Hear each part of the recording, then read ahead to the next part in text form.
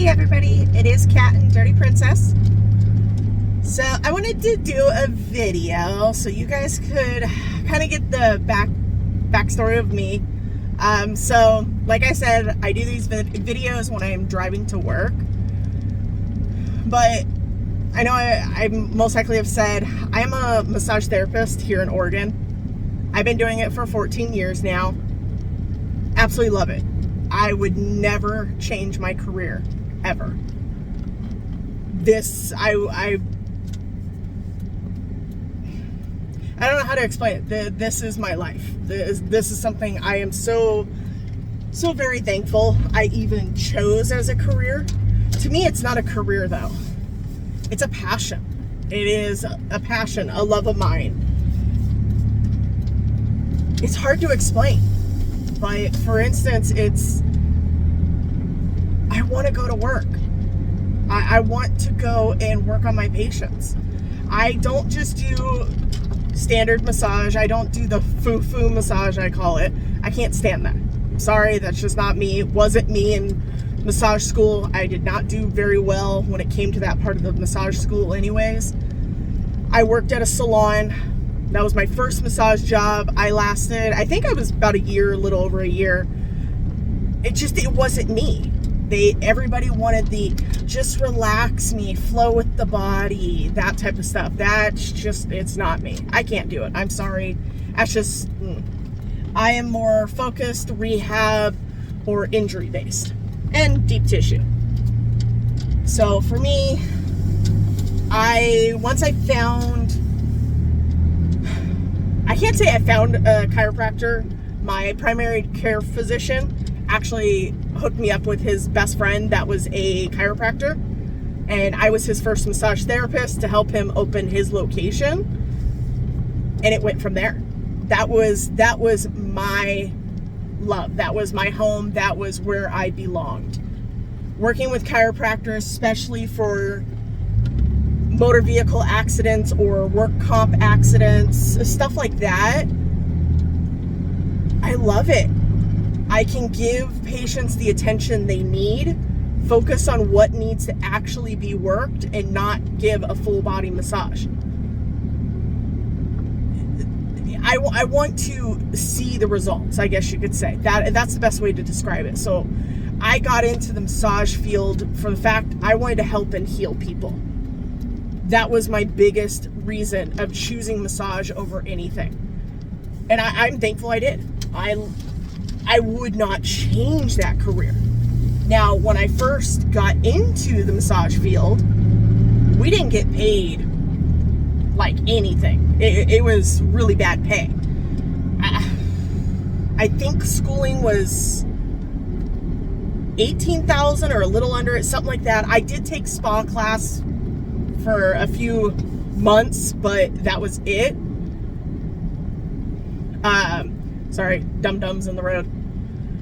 But I took it for a few months. It wasn't my thing. I thought, oh, maybe, like you start school, you don't know. It just wasn't me. So I quit doing spa, but I continued on my massage course, obviously. Got licensed. I have been doing it ever since.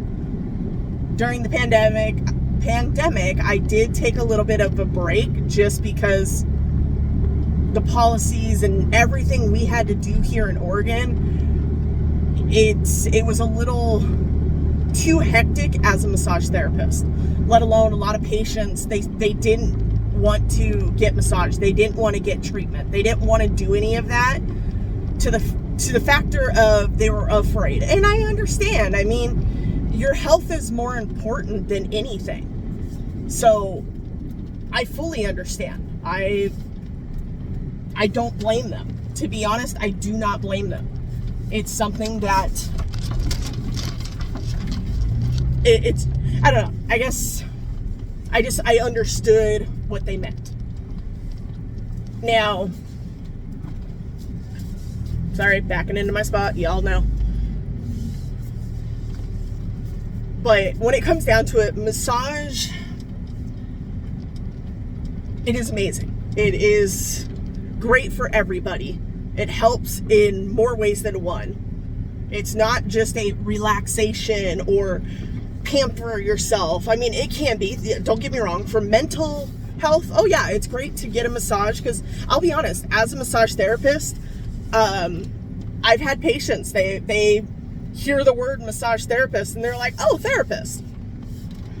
Not really, but I don't care. At the same time, I'm like, you're here, I'm here, we're here kind of like friends. We're here to not so much get to know each other, but you're going to spend the next, I don't know, 6+ months with me. I don't know. Every case is completely different. Sometimes they heal pretty fast. I only see them for a little bit. And then there's times I see them for quite a long time. So it varies. But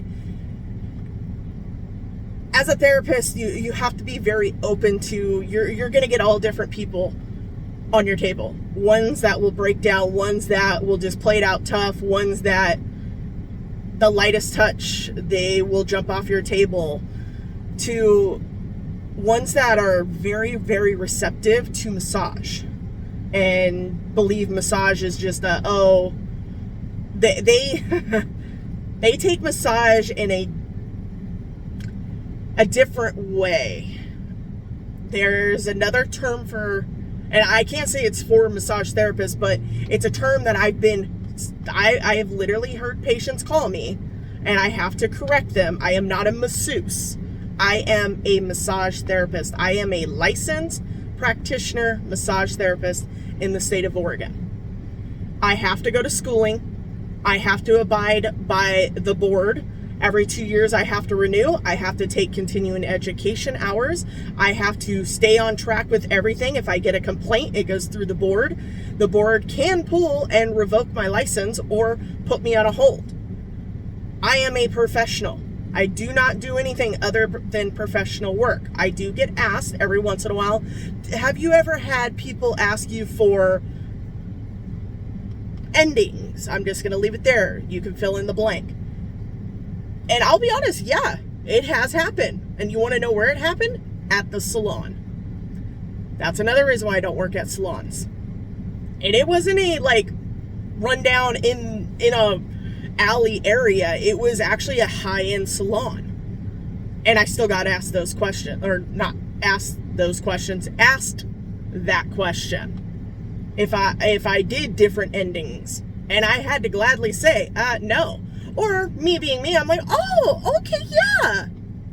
And I'd give them an elbow right next to places that is very uncomfortable. And I'm like, oh, I thought that's what you meant. I'm sorry, we had different definitions. Well, have a great day. Go ahead and get dressed. I'll see you up front. And just so you know, my manager will talk to you. That's how I am. I don't care. I don't care. I am one of those ones. I will protect anybody I work with as well. Other massage therapists that have had incidents like that, I am that one that goes, give that person to me next time. Yeah, I'm a big girl. I don't get that very much anymore. When I first started doing massage, I was a lot smaller. Once in a blue moon, I'll get the odd questions that if you don't answer right, it could potentially turn into a different conversation. But I know how to avoid it and know how to knock it down really fast. I've been doing this for 14 years. I have learned 13 and a half years of my massage career has been with chiropractors and doing specifically accident-related cases. So for me, it's not something that's very common to come across anymore. Now, it's different if you're out on your own or anything like that, but it's different. Now, another reason why massage is what I chose for a reason type thing is you can be your own boss. You can be your own person. Now, like I said, I've been licensed 14 years, 13 and a half years with chiropractors. And yes, I still work with chiropractors to this day. I am not out on my own. Now, there's a few factors why. One of them, I'm very thankful I was not on my own during the pandemic. Just because things happened during that time. The world was unknown. Didn't know what was going on. There were so many rules, policies, procedures. Massage therapists could not massage for so many months here unless you could prove medically necessary. Now, our clinic that I currently actually still work for, going on 5 years now, or about 4.5 total. I had to take a little bit of a break because of COVID, and then I brought back, actually in just a few weeks. I've been back for 2 years. But we had to shut down for 3 weeks because we had to prove we are medically necessary, because what we only do at this clinic is accident related and work comp. So accident related, that is medically required, or not required, but it's medical. Unlike, hey, I miss Sally down the road and I just want to give you a massage. That medical and medical are two different things. Hey, I need it for my mental health. Sadly, they still didn't look at it that way, because it's still just doing what you need to do. Now, you've been in a car accident or hurt at work, that's medically necessary, because that's when you would be able to go see a doctor, be able to, don't get me wrong. Now, mental wise, yes, I'm hoping you're seeing a doctor. I'm hoping you're seeing a therapist. I'm hoping you're doing all that. But just how Oregon looked at it, it kind of affected a lot of therapists. But working out on your own, you can make good money. In Oregon, or at least where I'm at, starting rate is about $120 an hour for a massage. Because I've been doing this as long as I have, because I have so many, like,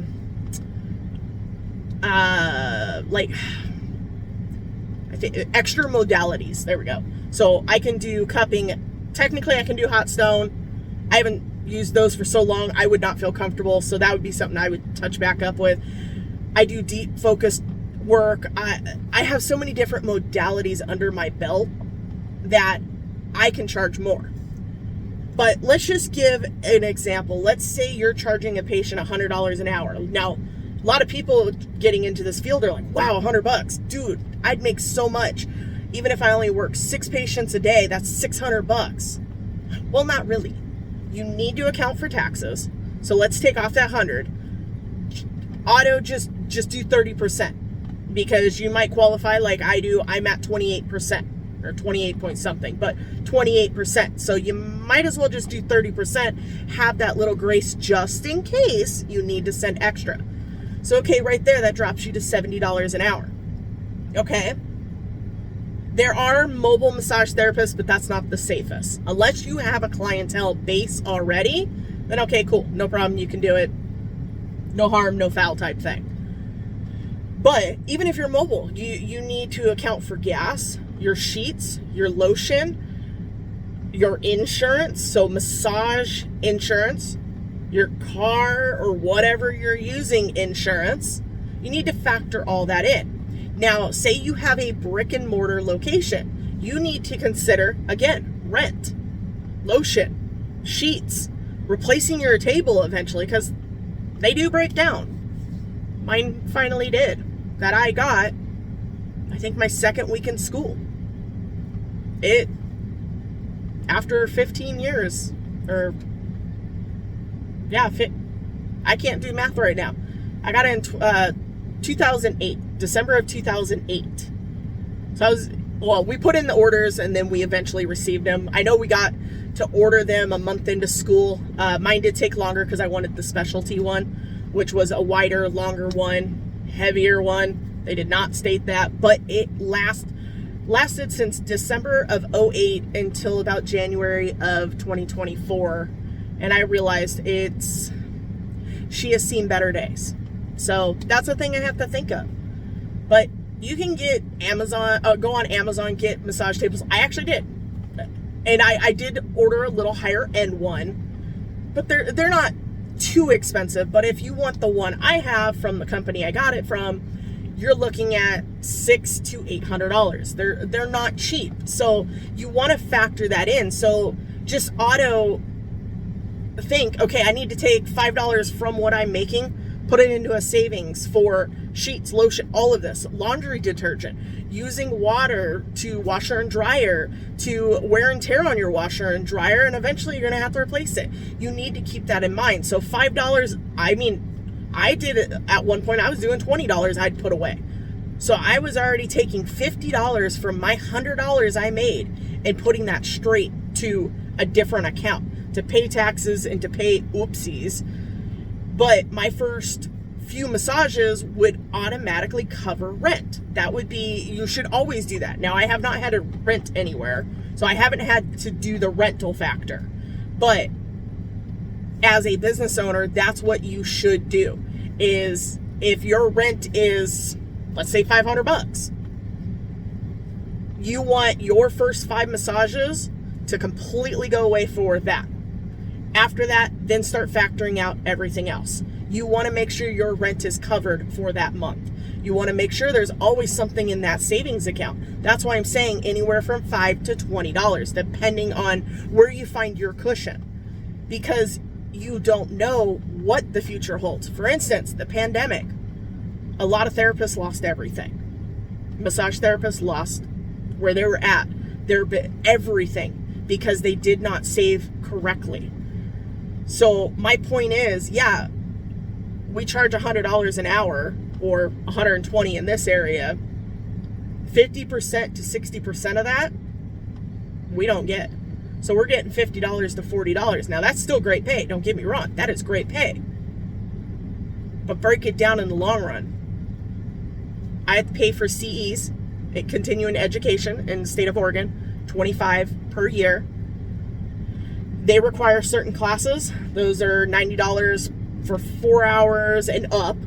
And then if you want to get specialized in, for instance, cupping, that was a $450 class for 8 hours. So you have to factor that, plus your renewal of your insurance for massage, which if they keep going up, that's going to be a different story. It's $180 right now.